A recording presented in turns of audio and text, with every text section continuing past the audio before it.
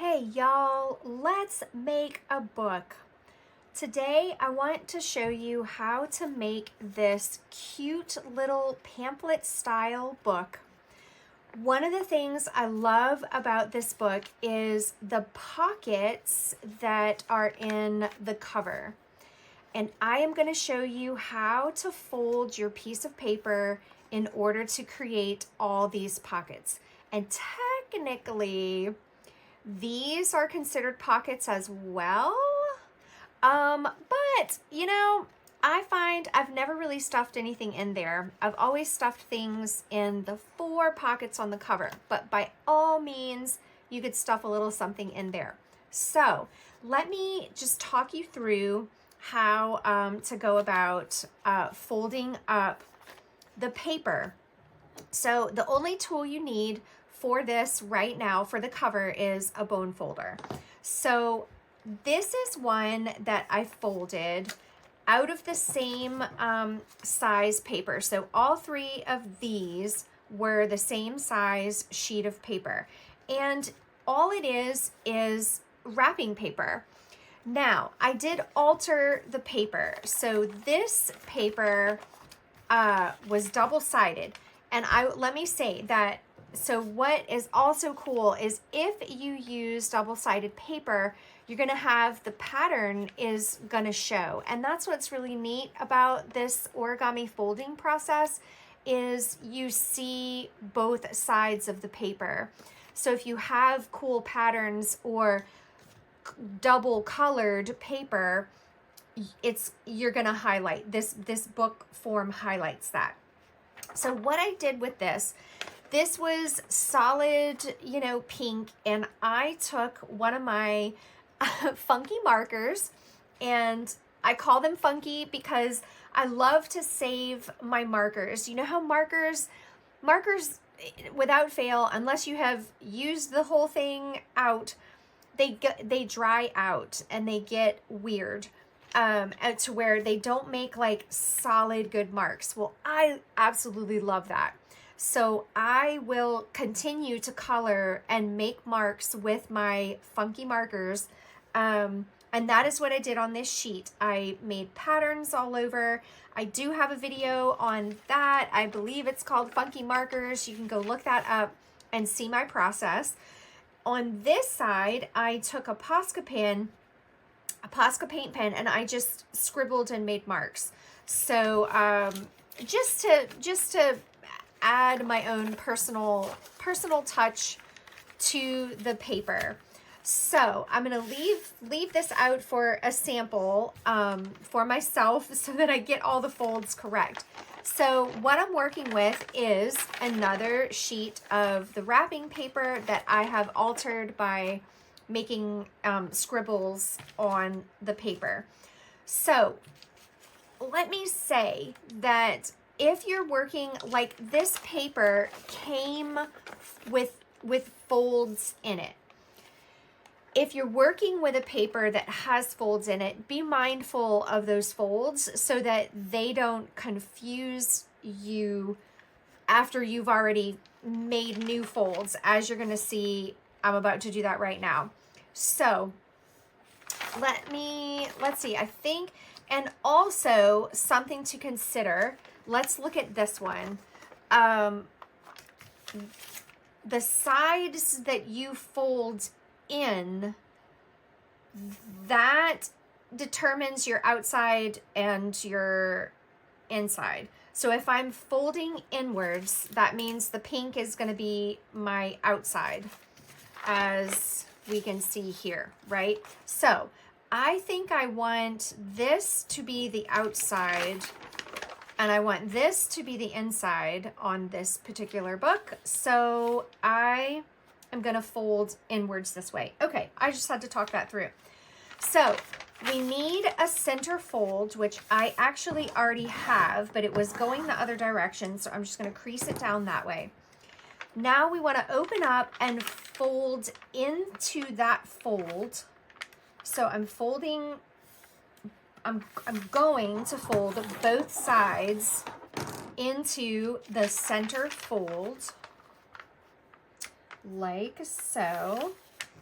And I'm using my bone folder to, you know, crease the paper down so that those folds stay. Now what I'm going to do is I'm going to turn my paper this way, and I'm folding the edges in just a half an inch.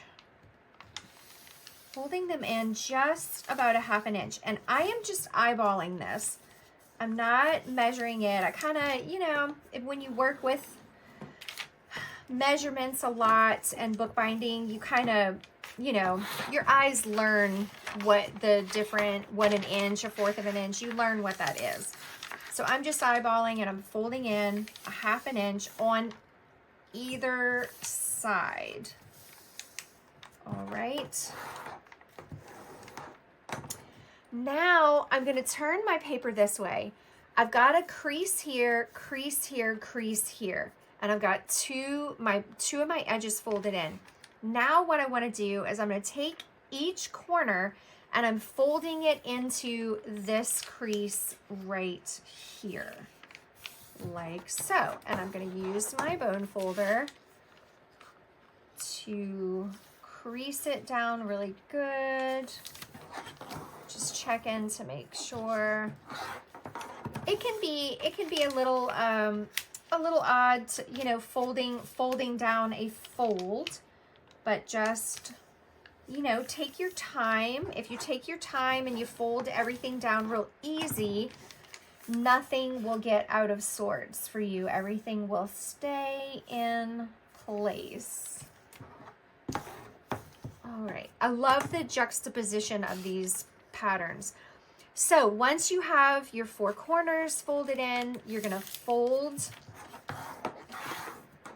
each side in like so. Kind of looks like we have a big envelope here. Now what we want to do is I'm going to turn it over, and I'm taking one edge only, and I'm folding that over about a half of an inch, maybe a little smidgeling more. I like to go a little more than a half inch on this fold. And I will tell you why after you see the function, because these corners have a function. Okay, so now that I'm there, I am going to fold this side up even with the top here. Okay, so I just folded that over. I'm folding this upwards, and I'm making sure I'm straight. And what's going to happen is these are going to tuck into here. But before we do that, I'm going to show you a little trick to get them to snug up in there. But I'm checking this edge and just making sure I am nice and straight, and I am.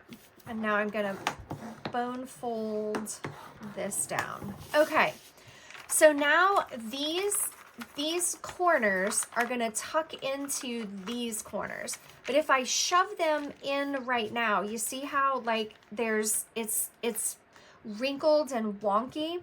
So how to eliminate that is I'm going to take this and I'm just tugging it inwards a little bit, and I'm going to recrease this edge.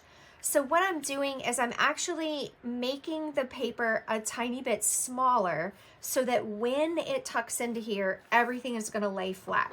So this will make sense here in a minute. So I'm pulling up just a smidge and I'm re-creasing, and see how it now, there's no buckling over here. I'm going to do the same thing on this side, pulling it in just a smidge, creasing it down and tucking in, and now it lays flat. Now I can close the book. I'm gonna just crease. I'm just rubbing all the edges with the bone folder to make sure everything is nice and flat. And look at here. Here's pocket number 1, pocket number 2, 3, 4, and I can sew my signature right here in the middle. If you want to really, like, if you're nervous that this is going to pop out, you can just put a little dab of glue, double stick tape, and secure them in. But I will tell you that once you have sewn the signature into the book, even if this pops out, it can't go anywhere because the whole book is sewn together. But if you just don't want to risk these popping out, you can go ahead and glue them down. The other thing that you also could do once it's all put together is this top part is technically open and the side is open. So these are actually considered pockets. I kind of have trouble, me personally, considering them pockets because the top part is open.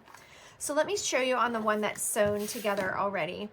So we've got, you know, this could be a pocket, but it's open at the top. So you could also not just, in addition to sewing, not sewing, y'all, gluing, in addition to gluing your corner in, you could put a little bead of glue or double stick tape here and adhere, like stick this together. Then you would really and truly have a true pocket on the side. I hope that makes sense, being that I don't have mine taped together. Now, on the flip, if you are truly like a purist, which on occasion I can be a purist, I kind of like the fact that it's not glued down, because technically origami, there is no glue used. It's all folds and tucks. So if you're an origami purist, you would never glue anything down. Even sewing this together might be considered like not pure origami, but you know, artistic license, right? So you've got the option to secure, glue it here, glue it into here, and then all your pockets are like official pockets. So now let me show you how to sew the signature into the inside. Now it is time to take our origami folded cover and sew some pages inside so that it will become a completed book. So what I have here is I've just got some drawing paper and some graph paper sheets that I cut down to size, folded in half, nested them together to create a signature. This is called a signature to fit inside the book. So however big your cover is, you just measure straight across and then top to bottom and leaving a little bit of space, and that's how big you cut your paper. You see how I've got space on all sides. I've got a tiny bit of space so that when it's all together, the pages don't, you can't see the inside pages, they don't stick out. So let me show you how to go about poking holes and sewing it together. So I nest everything tight together, and I'm gonna find the center of the whole thing. So where is my paper piercer? You will need a paper piercer, a tapestry needle, and of course some thread, scissors, and a ruler. So I'm looking for the middle. This book is 6.5 tall. So the center of 6.5 is 3 3/4. 3 1/4. 1 1/4. 1 1 1. So I'm just gonna poke. I'm just making a mark using, instead of a pencil, I'm just using the paper piercer. Now that I have my center mark, I'm just gonna come in about 3/4 of an inch from each edge and make another mark. 1, 2, 3, like so. Okay, so I've got 3 marks, 1 in the middle, 2 on each side. So now I need to make the holes punch all the way through. So I am holding everything is together, everything is really tight. I'm just punching through. Mind your fingers. It should punch through really easily. Sometimes you just wiggle the paper piercer to get it through. So a little trick, I keep a cork on my tool. That way, if this were to roll off the table, it won't, you know, this isn't going to poke into anything like your leg, your foot. Yes, I am speaking from painful experience. So now you're going to take your thread. I've got waxed linen here, and you're just going to measure the length of the book 3 times, then cut. So 1, 2, 3. I'm going to give myself a little extra and I'm going to cut. Okay, so let me show you that one more time. The thread is 3 lengths of your book, top to bottom. So 1, 2, 3. Okay, so now we're going to thread that through our tapestry needle. Why a tapestry needle? It's because the eye is large enough to accommodate the thick waxed linen. So here's the sequence of sewing. I like to have my knot, the tie off, in the center of the book. So I'm going to start in the middle, go through to the outside, and I'm leaving a little bit of a tail.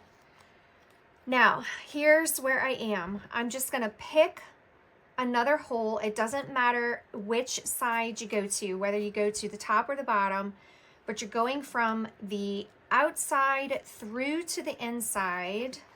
Sometimes you got to give it a little wiggle, wiggle, jiggle.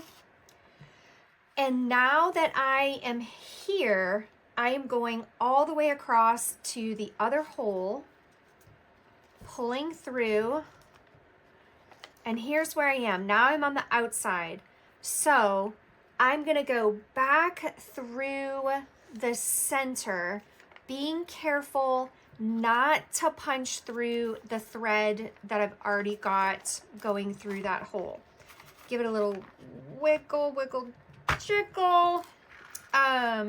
Okay, so here I am. I've got to tighten everything up, right? See how loose this is? Now I want to tighten it.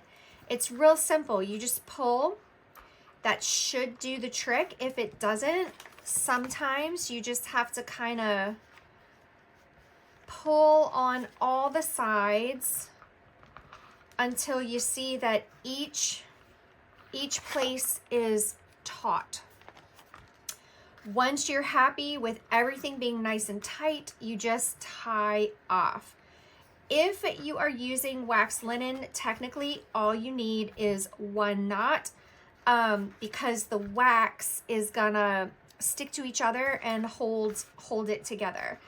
I still sometimes do 2 just out of good measure. So cut it. I usually leave, I'm cutting the tails off, I usually leave about a 1/2 inch. And voila, y'all, that is it. I'm pressing down. I usually give the book a little wiggle just to adjust, like let the papers adjust, have everything just kind of move around, get into a natural state. But look at this, look how easy. We've got pockets, pocket papers. This is like the cutest little sketchbook. So easy. Throw it in a bag, throw it in a pocket with a pencil, pen, whatever your favorite tool is. This makes a great little gift, a keepsake for a trip, a momentous occasion, whatever. So I hope you enjoyed this. I really do love this process. Oh, another little trick. So see how this one is laying flat. That is because I let this sit under weight. So oops, sorry about that. My light went off. What I have is bricks that I let my books sit under. This is just a regular old house brick that I have covered in paper so that the dust, bricks are dusty and dirty. It doesn't get anywhere. This is a 5-pound brick. I will let this book sit under the brick for usually 24 hours, sometimes 2 days. And it will turn out flat like this. If you don't have paper covered bricks, which is not a common thing to have hanging around your house, by all means, just put a pile of heavy books on top, and that will press your book down to where it stays, nice and flat like this. So here's a little one, of the little map one. I sewed it together. It also needs to sit under the brick. And I can actually let these two sit together over, for 24 hours. So there you have it. I hope you enjoyed this. I hope you take what you learned in this video and you go make a bajillion million beautiful little pamphlet, origami folded pamphlet books. Happy creating, y'all.